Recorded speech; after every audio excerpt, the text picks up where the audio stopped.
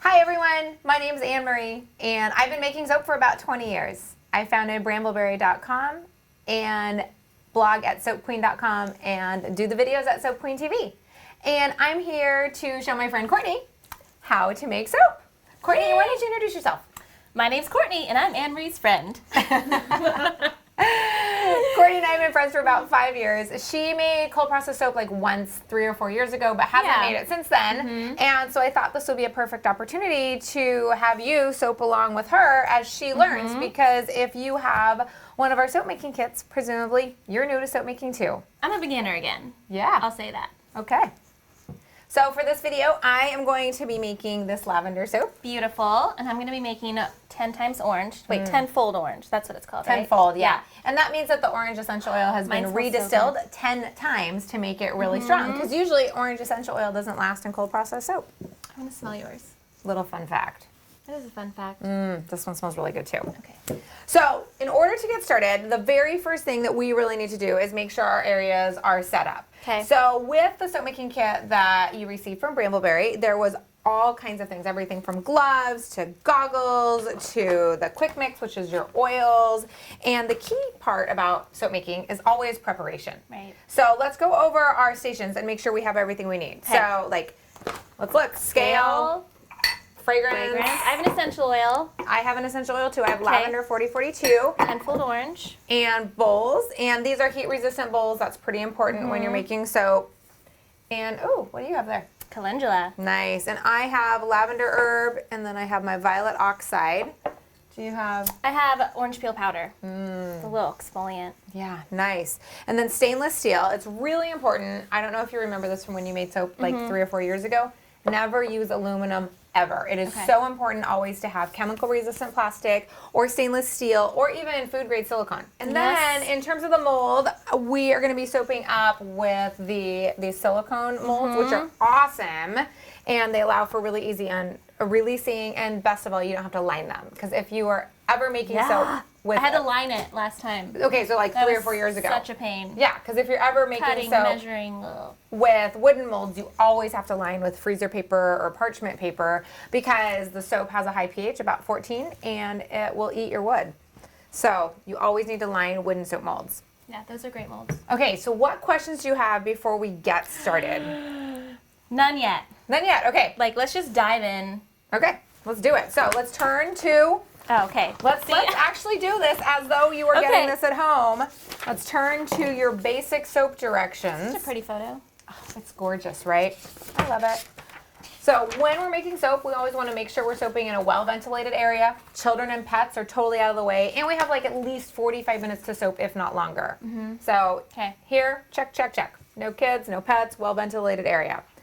Let's also start by measuring out our oils. Okay. So this is the Brambleberry Quick Mix, and one of the reasons I love the Brambleberry Quick Mix is because it has...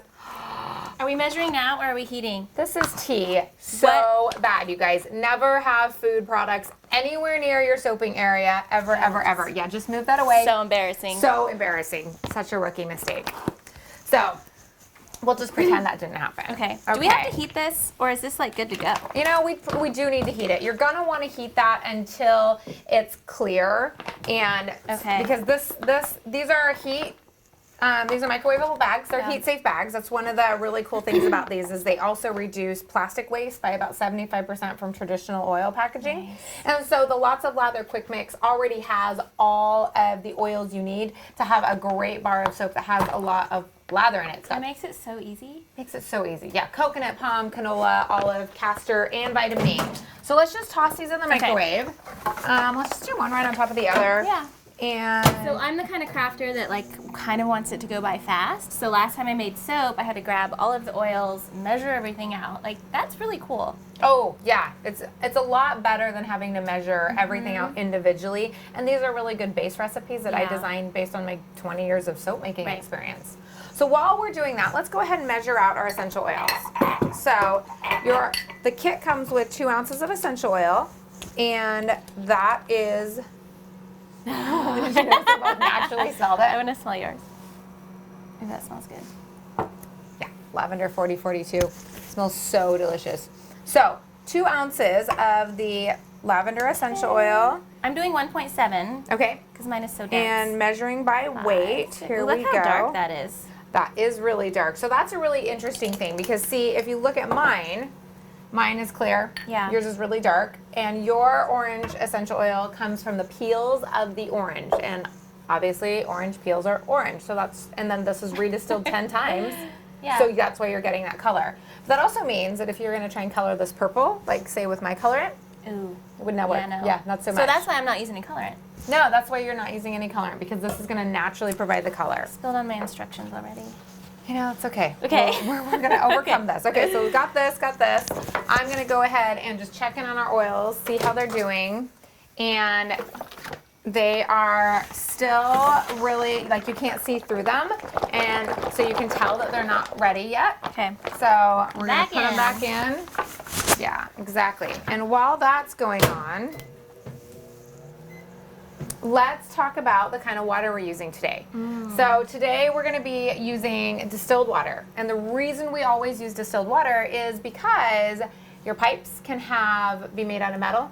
They can have small metallic pieces that come off of in them, and those metallic pieces will make your soap go rancid more quickly. Oh. So always use distilled water whenever you're making Yeah. soap. So let's mix our lye while we're waiting for our oils to melt. And I'm going to get my lavender 4042 bottle out of the way and keep our tables as clean as possible. Your lye stuff. Thank you. Before we get to mix though, Sodium lactate? sodium lactate, we'll talk Yeah. about that in a second. Okay. Before we're going to mix our lye though, it's always important to safety up. Okay. See, this So- is why you're soaping with me, because I was just gonna. Yeah, no. I was having always so much important fun. to safety up. Okay. So that means our goggles are on, and these goggles have rims on them, so that helps prevent lye splashes. And they're fashionable. Yes, You we look look really- great. yeah, you look good in those. Actually, they make you look skinny. So, Gloves. gloves, and the reason we do the gloves is because raw soap won't like hurt too badly, but it does itch if it gets onto skin. So definitely you want to protect your delicate skin. That's why we're wearing long sleeve. It's why we're wearing long pants, closed-toed shoes. Yeah. So, and if you're soaping at home and you're like, you know, I don't have an area that I can soap in. What should I be doing to protect my counter? Laying down some sheets of cardboard or laying down some sheets of newspaper will protect your counter in case of any spills. Yeah. So that is definitely an important thing. So Nice and let's see. clear. Oh yeah, these are great, and I can feel how hot they are. So let's go ahead and just weigh out our oils, and our Just put this recipe aside. here calls for, let's see, I think 33 ounces of lots of lather quick mix. And tear your scale. Yes, absolutely. The tearing thing is so cool. It allows you to zero out your scale whenever you need to.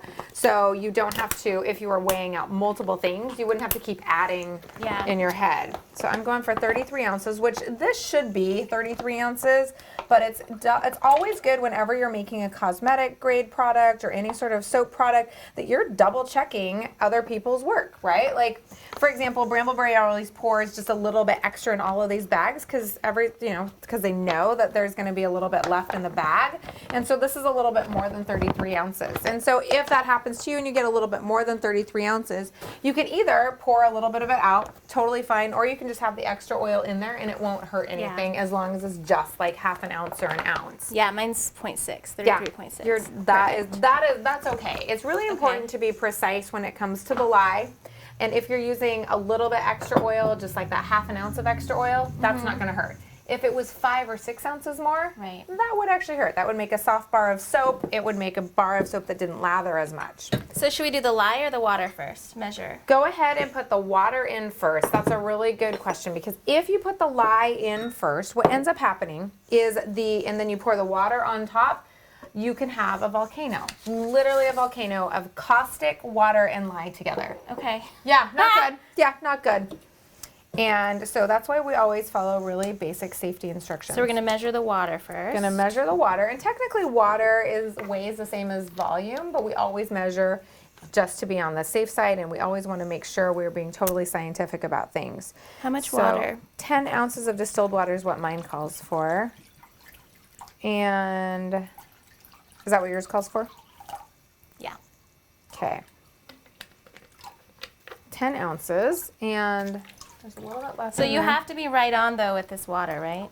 Yes, you do have to be right on with the water. You don't want to have extra water floating around. If you do, that definitely makes a slightly softer bar of soap. There we go.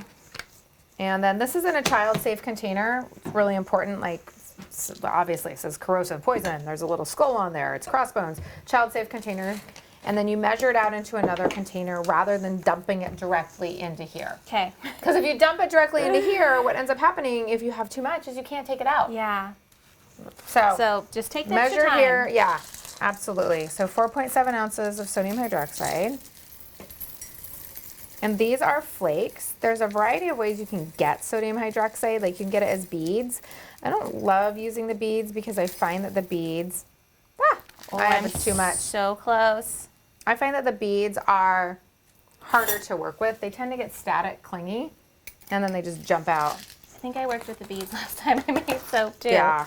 So many advances in the last 3 years. Soap making has come a long way. I can smell it a little bit. I can too. Just some of the kind of powder, which I don't love. Some soap makers actually soap with a full face mask, just because they don't like the fumes at all. Right. Which I totally get. I don't think I'd like to soap with a full face mask though. Yeah, it's totally a I don't know. personal preference. Okay. So now we have our water. We are wearing our safety gear. We have measured out the water and the lye. We have our No stainless kids, steel no spoon. kids, no puppies. kids, no pets. I'm gonna move this out of the way too, because I really like to keep my soaping area as clean and organized as possible. And now I'm gonna just add my lye to you want to add it a lot slower than that. Okay. Yeah, a lot slower than that. So Okay, so now what? I just dumped it in. Okay. Yeah, just keep stirring. Go slow. Pour your lye slowly. Yeah, you want to add it slowly because part of the reason we're adding it slowly is this is a chemical reaction. And when we add the lye all in one big fell swoop to the water, that chemical Like I reaction just did? happens a lot faster. And you do have the potential for a volcano then because it Okay. does really superheat up. In fact, you can see yours. Yours is Yeah. steaming, mine isn't steaming yet because I still have quite a lot of lye left to go. Okay, but I didn't ruin my soap. No, not at all. Just you did a not safety ruin your hazard. soap. It's a small safety hazard. And we were wearing all of our safety gear. This area, like if you got lye water on this table, it would be okay. So now you'll notice that this is not clear. Right. It is a white color, and let's check out how hot it is. I can feel it. It's really hot. Yeah, mine's 194. I wonder if yours is hotter. Yeah, yours is 199. So that was a good little science experiment. Oh yeah, absolutely. Absolutely. So as this cools down, it will continue to get more clear. So the key when you're soaping with lye water, with like fresh lye water, is you always want to make sure, that it's gone clear for you. There might still be a little teensy bit of like maybe like a particle or two in there, but you want to make sure that it's gone completely clear. You've stirred everything in. Right. And you also want it to probably be around 120 degrees around-ish.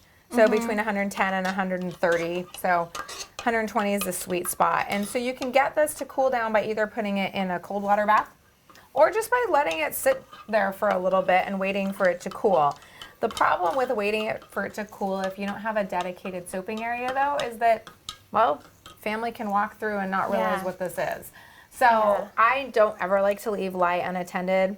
And if I do, I'm always putting like tons of like lye, don't drink, hazard, that kind of thing. Yeah, it looks like water once It it does clears look up. like water. Yeah, and I know a lot of moms will do their soaping at night after their kids are in bed. Yeah. For that reason specifically. So it's dropping fast. It's dropping like I'm at 186. You're at 189. But just because I don't want to wait forever, I did us the favor and made some ahead of time. I know where it is. You do.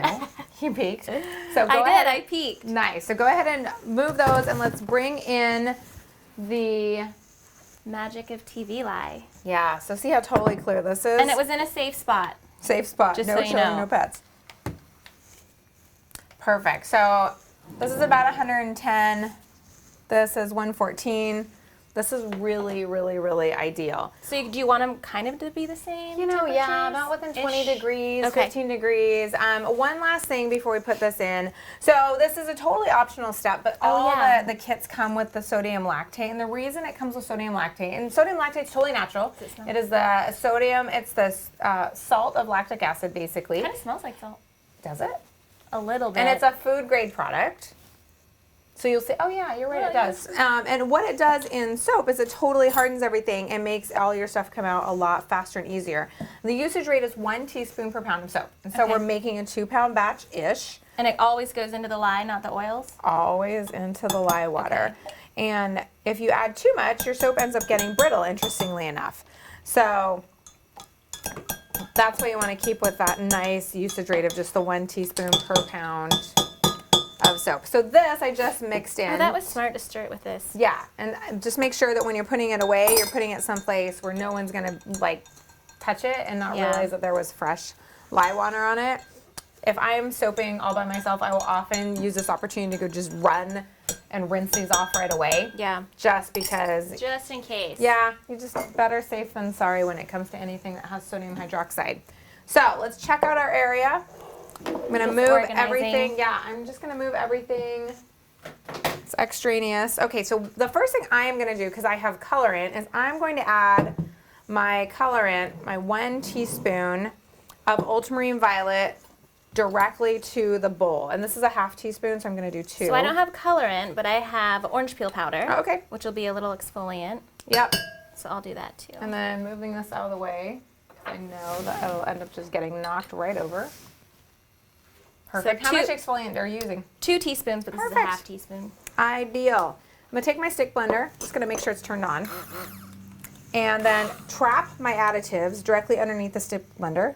Okay. And pull them down to the bottom. Should I do that too? Yes, absolutely. It'll help disperse them a lot faster. Okay, and then burp your stick blender. Okay, get out the air bubbles. Yep.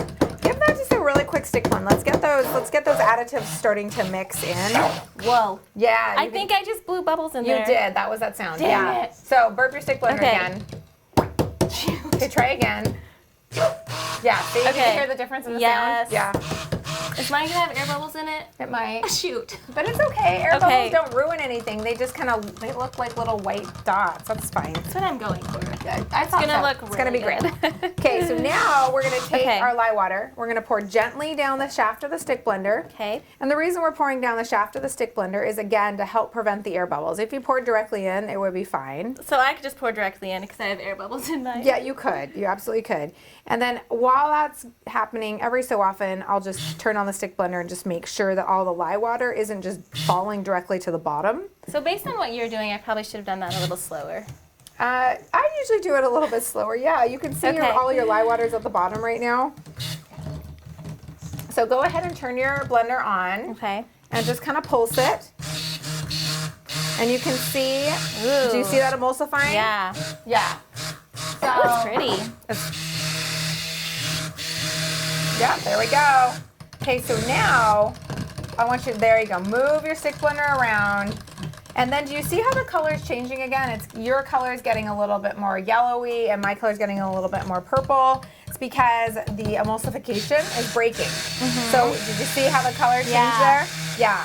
So that is basically a sign that, oh, you know what, your soap's not quite ready to go yet. You really are looking for something called trace. And should we check for trace now or not yet? we can check for trace, yeah. So trace is when you pull this up and you drizzle it around and you can see fine trailings. And the reason it's called trace is you're supposed to be able to trace your name in the soap and be able to see it. I didn't know that's where the name came from. Legit. It makes so much sense. Yeah, obviously being able to trace the word Anne-Marie with the hyphen in there might be a little insane. So in cursive though, right? In cursive, yeah. So we're not going to go for that, but even just any trailings.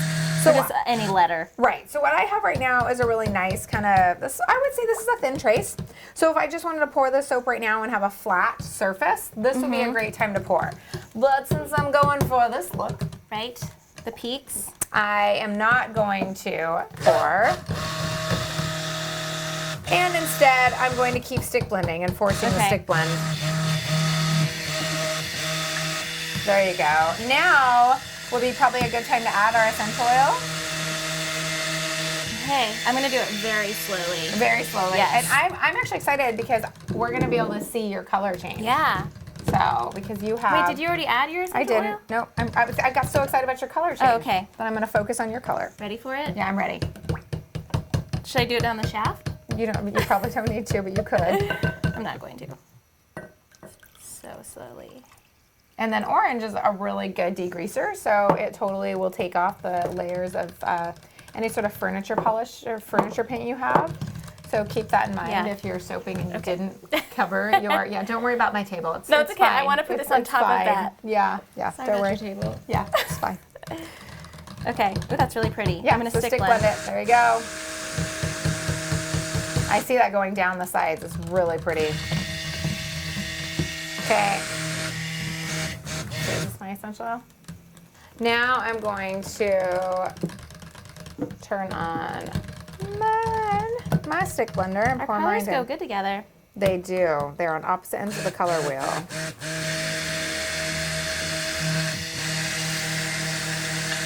Should I just keep doing this? Yeah, well, I mean, it really depends what look you're going for. If you want that kind of built up side, then yeah, you want it to be thick. But if you wanted, like if you were trying to do something really fancy, like a swirl or something, then you would quit at this point and try to do your fancy swirl. But since this is really designed to be a beginner kit. Woo! That was We have exciting. our glasses on. Yeah. Since this is designed to be a beginner kit, we are just doing one color and one scent. And you can see this is getting really nice and thick now. I can also hear air bubbles. Do you hear that? Was that yours? It was getting... Probably. It's probably mine again. And this is a really nice kind of... Ooh, mine's really thick. Yeah. Should I be done? No? I would keep going. I mean, we're going to try and build these sides up. So Okay. let's give it another, 30 seconds. Yeah, you hear that? Yeah, you're getting to be a pro. You hear when you got air bubbles in. Move your stick blender around. Kind of bounce it on the bottom. At an angle. There you go. There's a little technique to this. A little technique. You've done this before, right? Just a couple times. It's fine. Okay, Ooh, now, mine's super thick. you see how good that looks? So now go ahead and set this someplace in a safe area because this has a nice pH of 14. So it's still pretty caustic. And let's grab our molds. And now, just pour into the molds. I'm going to put this behind us. I'm going to put this over there too. Okay. There we go. Ooh. Pretty. Mine is really pretty. Thank you. Yeah, yours is gorgeous. Yours looks really good too. Thank you. Okay. So now, if you want, you can. There's obviously a lot left. You could take a spatula and get it all out if you wanted to. I'm not actually going to because I really want to have a large amount of room to work with to make this peak. But you definitely could get a spatula. Yours is way thicker than mine. Interestingly enough, remember how I was saying that orange is a degreaser? Mm-hmm. So the orange essential oil naturally retards your trace just a little bit and slows it down. Moment. Yeah. Okay, so now we'll figure out how to get those peaks. I'm using 2 spoons. I'm going to use 1 spoon. And you just start building it up from the side. Ooh, it's pretty. Mm-hmm. And one of the things we're really lucky right now is we're filming this and it's not very hot. If it was really hot, you'd end up potentially having to work a lot harder and a lot longer to get these peaks to stay because your soap would kind of keep melting down. Like for real. When I was doing the Pure and Natural Soap Making book shoot, I had that very thing happen. This is kind of addicting. Oh yeah, you could just keep playing with this forever. Realistically, probably another couple minutes before it sets up. But forever. I'm a beginner. Don't mess with me. I'm like, do I want to just do that down the middle? Oh. Nope. Although I kind of want to give my lavender a landing pad, but no. Just going to build that back up again. If you use 2 spoons, you can kind of have that landing pad. Oh. See what I did there? See, yeah, I see that. You've got like a little faux hawk going there. Soap faux hawk. A soap faux hawk. It is lovely. We just invented a new technique. Yes, we did. We'll call it after you. Aww. Yeah, the Courtney double spoon technique. Can I be in your new book? Your new book? Your next book? Oh, God. Another new book. That would be. So now I'm going to take my lavender buds and I'm just going to sprinkle them on the top because I want a little tiny bit of interest on the top of my soap. I'm not done yet. You don't have to be done. You just keep playing with that. It's therapeutic. It's all good. It's like a moving meditation, really. It is. And if I was to put this lavender in the inside of my soap, like say I'd mixed it in like you mixed in your orange peel powder, what would end up happening is that these lavender buds end up going brown in the soap. And they kind of make dots and they're not as pretty as they could be. So I just like to put them on top and then they stay a really nice purple color. Yeah, that looks really pretty. Ooh, yours is really pretty. I like the color combo. Ooh, let's get that big piece out. That's like It's a natural product. it is a natural product.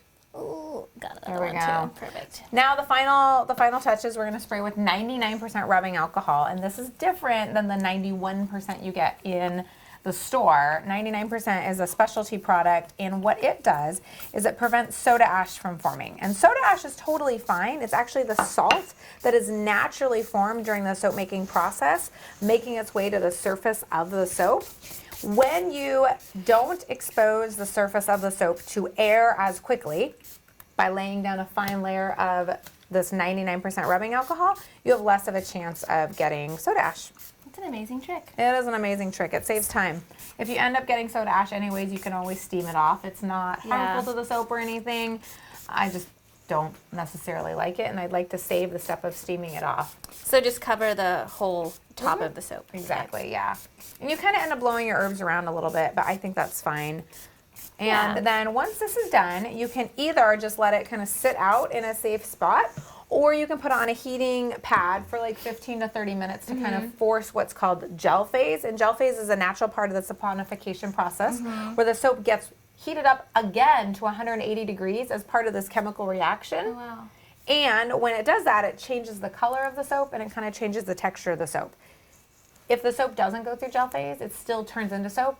Like, it's fine if it doesn't. It looks more creamy. It takes a little longer to become hard and set up. I like to gel phase my soap because it naturally wants to go through gel phase. Yeah. So let's pop just these on. help it along. Yeah, so let's pop these onto a heat blanket. I'll grab yours. Let's see. Down here. You could put them here. Yeah, we'll put on here and deal with that in a second. Okay. And then earlier, so one more thing before we get to do the fun stuff. I do things too fast. So we have all this stuff to clean up, all the dishes, right? Oh, yeah, okay. Safety goggles and safety gear on as we're cleaning the dishes. And let's talk about how we're cleaning the dishes. Okay, how do you clean the dishes? Well, so this, you could. Some soap makers actually just let this sit for like 5 days until it turns into soap. And then they just kind of chip it out. And, I couldn't handle it. I know, yeah. So some soap makers will do that. I just wipe, like this is a lot of soap, so I'll take a spatula and just spatula it out into something else. And then I'll wipe it clean with one paper towel, take the hottest water I can and some Dawn dishwashing detergent, some real grease-busting detergent. Spritz it in there, really hot water, and just clean it like normal. Do not put it in your dishwasher.